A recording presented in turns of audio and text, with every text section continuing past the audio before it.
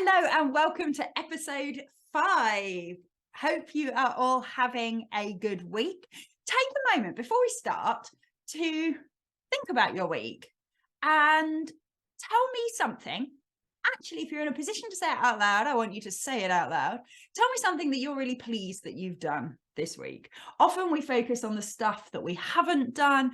We focus on the things that we're finding difficult. What have you done this week that you're really proud of? And it doesn't have to be submitting a paper or anything massive.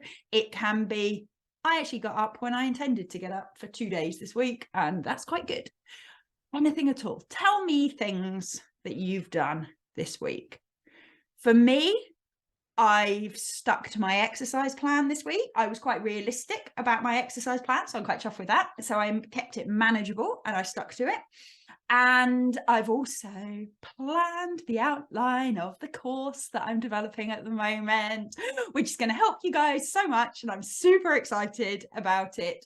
And I'm looking now at a massive piece of cardboard that's, I don't know, 1.5 meters square, something like that. It was from a cardboard box from a dresser that we just bought, where I've plotted it all out in Sharpies. And I'm really excited to get recording and share it with all of you. So those are the things I'm really proud of this week. I hope you've taken a moment to be proud of things too. Now, the other thing that I've decided this week that all links into the topic of today's call is that I am going to rejoin the circus. That sounds crazy. I wasn't technically in the circus, but for about 3 or 4 years, back when I used to live in Birmingham, I was part of circus organisations doing mainly aerial silks. So my mum calls it climbing the curtains, where you climb up. They're usually like 3 or 4 metre high silks, and you do tricks and stuff up there. I was part of Circus Mash and FPS Fitness. If you're in Birmingham, look them up. They're amazing. And I had a wonderful, wonderful time. Got an injury, haven't been back. And that was about a year now. I've had lots of good reasons for not going back, so I'm trying not to beat myself up too much about that. But I am starting a new class in where I live now tonight. So not tonight when you're listening to this, but tonight when I'm recording this. And I'm super excited, and I'm going to be sort of sharing my journey of returning to circus. Now, in next week's episode, I'm going to be talking about why joining the circus was one of the best things I ever did for my academic career, which sounds weird. So tune in next week if you want to know more about that. But what this really got me thinking was about the need in everything we do to accept where we are now. Now, I don't want to give you any false impressions that I was really, really good at silks, but I was okay. I was somewhere between an improver and an intermediate, I would guess. I would show people videos of what I did, and people who were naive to the circus would be like, oh my God, you're amazing. People who knew circus stuff would go, oh my God, look at your bent knees. So I was in that kind of territory where it looked good as long as you didn't know too much. A bit of a Monet, looked good from a distance. And one of the things that I've really realized is that I need to really accept where I am now if I'm going to get back into it. I promise this is going to become relevant to academic work in a minute. Go with me. I've got to really accept where I am now in order to train, because if I try to go straight back to doing the tricks I was doing 18 months ago, A, I probably won't be able to, B, I'll probably injure myself, and C, I'll probably fall, because that's the downside of silks. There's nothing holding you up. And so I'm heavier than I was. I'm not as strong as I was. I'm not as flexible as I was. And I haven't rehearsed the moves for over a year now. And I'm working really hard on accepting where I am. Now, I want you to imagine that I go to my circus class tonight, and I've literally no idea how it's going to be. So this might happen. Let's hope not. I'll tell you next week. Imagine I walk into the circus and the trainer says, here you go, these are the moves you're going to do. And I'll be a bit like, do you want to know anything about where I'm at? No, it's fine. We're doing these tricks tonight. Just crack on. I'll be like, but I don't think I can actually do that. And the trainer says, no, stop making excuses. Everyone does these tricks. Off you go. I'm like, but I haven't even told you about my injury. I really damaged my ribs a year ago and couldn't walk for like a week. Really? Do we need to just get on with it? I would probably leave at that point. But imagine I tried and I fail, I couldn't do it. And then the trainer says to me, well, you could do it if you weren't so lazy and you'd been training since last year like you said you would. You're just obviously going to be lazy forever. Now, I wouldn't go back to that circus. You translate that to any sort of personal training or gym experience, you wouldn't go back to that training space. You wouldn't put up with somebody talking to you like that. And you'd also understand that not only is it not nice, it's a stupid way to train somebody. It's just to make up a program and say, do this, because that's what everybody else does, without taking any time to think about what you're actually good at, what you're less good at, what you still need to learn and work on. What I'm hoping tonight is that they will be compassionate to where I've been, because I do feel an element of guilt that I haven't carried on with my conditioning through my injury and that sort of thing. That they'll be compassionate and non-judgmental, that they'll help me figure out where I'm at, help me figure out what things I can still do and kind of build my confidence around those, and hopefully give me some praise. I do love stickers and praise and all that stuff. And they'll help me figure out which things maybe are tricks that are not for at the moment, but help me figure out how I can get back to them. Because I also don't want them to just go, well, yeah, you probably just need to do all the beginner things now. It's fine. You're kind of old, you're kind of heavy, you're not really circus, are you? Just put a footlock on and do some little tricks, you'll be fine. That's one of the most basic things you can do in silks. I don't want them to do that either, because I want to improve. There's nothing wrong with where I'm at, but I want to improve. And so that's what I want in a teacher. I want them to understand where I'm at and to support me to improve. But isn't it funny how, when we think about how we talk to ourselves, we don't take that approach? How many times have you told yourself you should be better at something by now? I should have learned how not to procrastinate by now. I should have learned how to get a paper written by now. I shouldn't find this difficult. I've done this before. Or I shouldn't find this hard. Everybody else does it. And at the same time, we sort of think, okay, maybe I shouldn't be beating myself up. But if I stop beating myself up, then I'm just going to accept that I'm a bit rubbish at doing this and I won't progress. So what this episode is really about is the importance of that acceptance, of self-acceptance, figuring out what happens when we don't accept ourselves how we are, and how much better it can be if we do, and how that can help us not only be happy now, but also to progress. And we're going to finish up with some tips as to how you can develop more self-acceptance. And two things I want to say now. One, this is part of a conversation I've been having with an academic called Dr. Sarah Alsop, who works at the University of Bristol. She runs The Grateful Academic. If you haven't seen her blog before, check it out. There's some amazing articles in there, some which she written, others which other guest bloggers have. And a version of this podcast today is going to be a blog on there soon. So do go and check that out. The other caveat that I'm putting right up front here is this is very much still a work in progress for me. I'm aware my mum listens to this podcast. So does my partner, so do my friends, and they will laugh at some of the things I'm going to be talking with you about, because I am still really working on some elements of self-acceptance. And I'll tell you some stories about that as we go through. But let's start. What's the problem with a lack of self-acceptance? Why can't we just bully ourselves into achieving our goals? Well, there's several. The first is we make unrealistic plans. So when I was at the worst of my lack of self-acceptance, about maybe 3-4 years ago, I would just make super unrealistic plans about how I was going to have this amazing routine and I was going to stick to it every morning and I was going to work this time and not that time and I would always get everything done on time and I'd do all these things. And it was totally unrealistic. And it came from a place where I thought I was only acceptable if I could do all those things.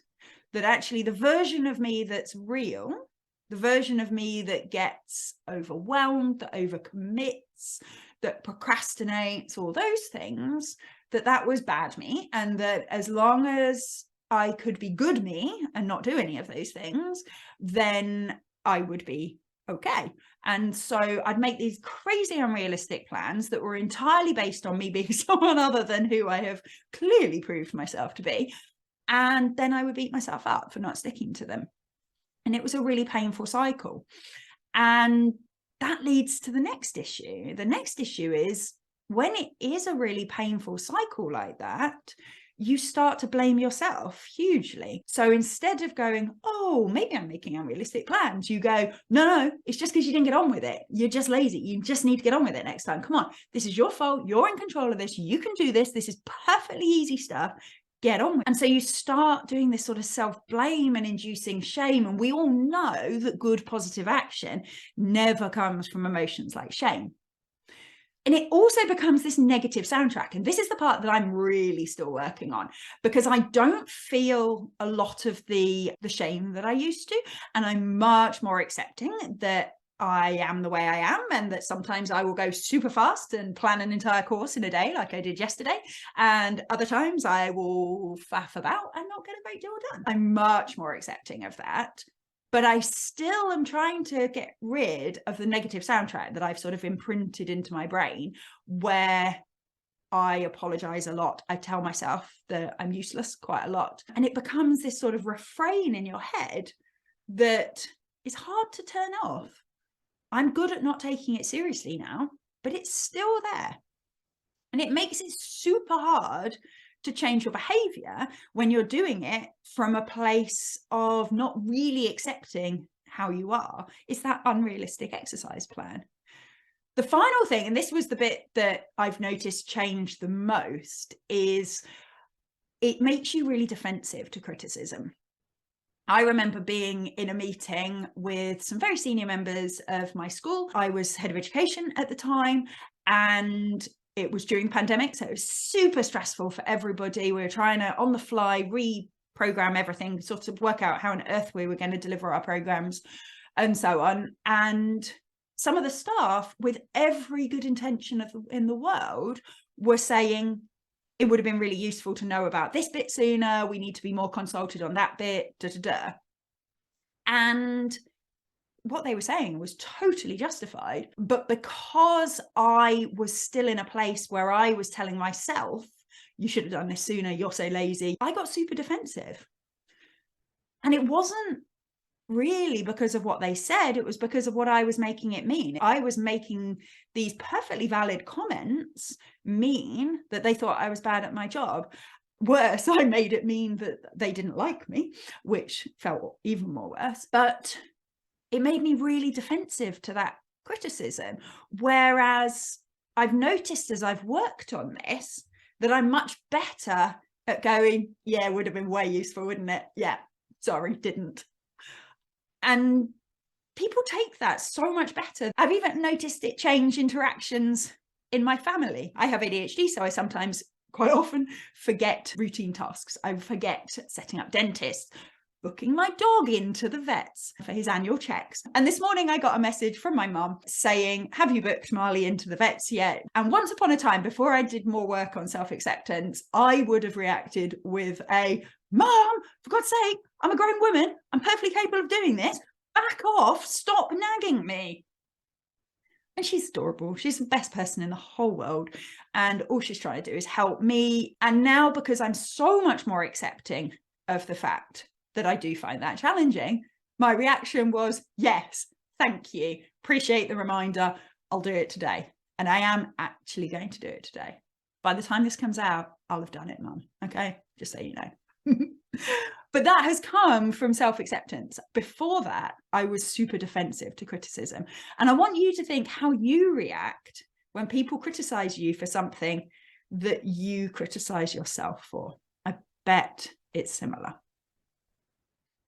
So that was one of the reasons I wanted to do this episode, is because it's been so powerful for me. And I see so much lack of acceptance in academia that I wanted to try and help you guys with this too, if you were experiencing similar things. So let's backtrack a second and think about what self-acceptance really is.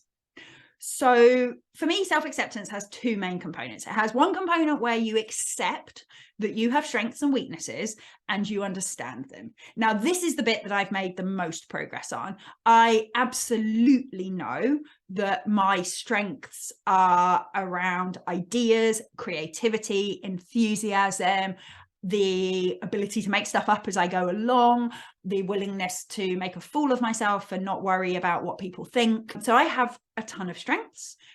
My weaknesses are generally around routine tasks, sticking to organizational tasks, a tendency to get overexcited, overcommit, a tendency to get overwhelmed, a tendency to struggle to get going on something. So I have pretty good understanding of my strengths and weaknesses. I understand environments that make them better. I understand environments that trigger them.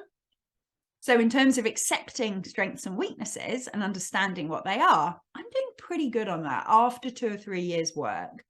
How are you on that? If I asked you to list your strengths and your weaknesses, could you do that? Would you be able to explain why they're strengths, why they're weaknesses? Would you be able to explain in which contexts your strengths work best and in which contexts your weaknesses become most pronounced? If not, that's something you might want to spend a bit of time pondering on, because that's the first step to self-acceptance. What are we accepting? The second thing, and this bit's still a work in progress for me, is accepting that you are valuable regardless of your strengths and weaknesses. Now, I believe that cognitively very strongly, but there's still part of my brain that says, yeah, but you'd be better if you were more organized. So I've still got niggling bits of non-acceptance that I'm still working through. And that's okay, because we're all humans and we're never going to be perfect at all this stuff. The process of working on it is almost as valuable as actually achieving the thing you're working towards. So to what extent do you believe that? Do you believe that you have value regardless of your weaknesses? Or do you still think you need to be better in order to be successful in academia? You need to be better in order to get your PhD, to get your promotion. And now, one of the pushbacks I always get when I talk about self-acceptance, and I've pushed back on myself on, is people who believe that self-acceptance is going, yeah, I am what I am, and there's nothing I can do about it. I don't know why I'm talking like that now, but you know what I mean? That kind of like, yeah, take me or leave me, this is what I am. You might think that because, you know, I've self-accepted a tendency that I get overexcited and overcommit and overwhelmed, but I'm just not going to bother to constrain my focus because that's my tendency, that's what I'm like, and I love myself, and that's all good. What I've learned is that the opposite is true. When I hadn't accepted that I'm someone who gets overexcited, overcommits, and then gets overwhelmed, I'd make all those unrealistic plans and I wouldn't ask for support and I wouldn't tell people I was struggling, and I'd procrastinate loads because I was feeling shame about it. Whereas actually a place of acceptance is much easier to develop from because I'm more realistic about what I can expect. I am cautious. I hear myself when I'm like volunteering to do something and then go, oh, hang on, because I know you, Vicky Burns. I know you and what you're probably going to do. Let's think about this before we commit to that. I've just moved to a new area back where my family home is based, and I did not agree to take on a brownie pack with my little sister, which I'm very proud of because it was a very tempting offer. It would be super fun to work with my sister on it, but I know I'm starting a new business. I'm establishing a new home. I want to get back onto my fitness routine, and I don't want to overcommit. So I said no. And I did that from a place of self-acceptance, that I understand myself and I understand that that would, at this stage in my life, be a route to getting overexcited and overcommitted. And I said no. And she understood, which was lovely. So when you accept, you're much more likely to be able to have those conversations. Because I didn't think this was bad, I wasn't super apologetic to my sister. I wasn't like, oh my God, is there a way I could possibly do it? I was just like, sis, no. Would love to, You know I'd love to, but I know me and I can't. So self-acceptance isn't fatalism. If you know where you are and accept that position, you can support yourself compassionately to develop from there. It's what I'm hoping will happen at Circus tonight, that they'll suss out exactly where I'm at, what I can do, what I can't do, and help me develop a realistic training plan that I can follow to get back in the air and enjoy flying again. And I will hopefully be sharing that journey with you guys so you can laugh at and enjoy and cheer me on as I succeed and fail and enjoy the process. So if you're thinking that you criticize yourself a lot, that you spend a lot of time telling yourself that you should be better or should be further along, I've got some tips that might help you. The first one is accepting that criticizing yourself is a really hard habit to break. I've been working on this stuff pretty consistently for a few years now, and I still do it. My partner still says to me, "Oh, you're being really mean to yourself today, Vicky." You will likely still have thoughts about how you wish you didn't have your weaknesses and how much better you'd be if you didn't have those. But you can learn to take them less seriously. You can learn to focus on them less.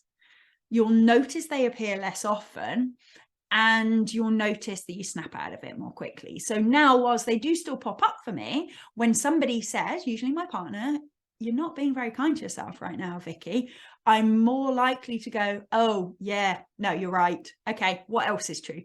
This is also true," and snap myself out. So whereas in the past, I'd have been like, "Shut up, just leave me alone." Now I'm like, "Oh yes, thank you for reminding me that that's what I'm doing, because yeah, that doesn't help, does it?" And I snap out of it much more quickly. One approach to that, I was talking to one of my friends, Nick, about this stuff, and he told me that he reminds himself, "I'm an imperfect human just like everyone else." And he had it written on a post-it note. And I loved that. I am an imperfect human just like everybody else. We sometimes expect a level of perfection from ourselves that we don't expect from anybody else. We are all humans. We all have strengths and weaknesses, and we all can add value and be valuable people with all of those strengths and weaknesses. So thinking of ways, with a post-it note to yourself, whatever it is, of reminding yourself of that can be really, really useful. Third tip is try and notice when you start comparing yourself to others. Notice when you think, "Oh, so-and-so is so much better at this than me. So-and-so is further along than me."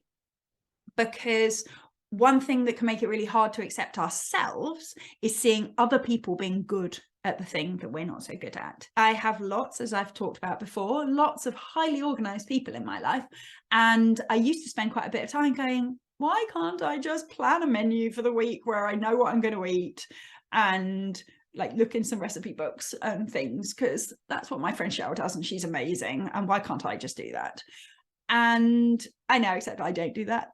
It's fine. We'll talk about food planning another day. But it took comparing myself for that to really sink in. So one little thought that I want you to keep in your head on that is, I'm on my own journey. So conversation I had with a lot of my project students, dissertation students, PhD students, when I was an academic, you're on your own journey. It's easy to look across and see other people faster, getting papers published, finishing their experiments, whatever it might be, and thinking that that means something about you. So the little mantra, "I'm on my own journey," can really help. Another tip is to think of yourself as a small child.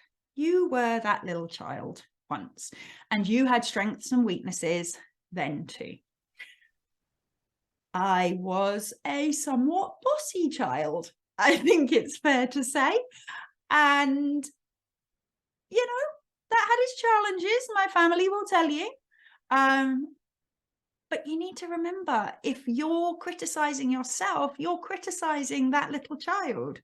I wouldn't walk up to a 5-year-old and say, "You're so bossy, stop being so bossy." I'd think of ways to focus on the strengths that showed and support her to work on the weaknesses, but to understand them and to know that she has value, even if she's bossing around everyone in the playground. One day you will look back with the same nostalgia and kindness on the you of today. So remember to speak to yourself in a way that is kind and compassionate. The final one is to take a breath and ask yourself, how would I react if this was true and that's okay? So maybe it's true that you should have started writing sooner. Maybe it's true that your first draft was rubbish and needed completely rewriting. And maybe it's true that the lecture you delivered wasn't very clear and the students fell asleep. What if all of those things are okay? How would you react differently if you just said, yeah, I should have started it sooner. Yeah, my first draft was rubbish. My lecture was boring. It just was. What would you do? You'd probably think, okay, what can I do now then? How can I get some more support? How can I get further training? How can I practice a bit more? You might explore, what was it that meant I didn't start this task earlier? What led to me writing a rubbish first draft? So you'd look at it with some curiosity. You'd try to figure out how to move forwards quickly now. So to finish, I would really encourage you to try and figure out what are your strengths and weaknesses and try to spend some time thinking why that's totally okay. Why you are completely whole and completely human and completely valued and valuable with all of those strengths and weaknesses, and how you can use that acceptance and that understanding to plot your next path forwards.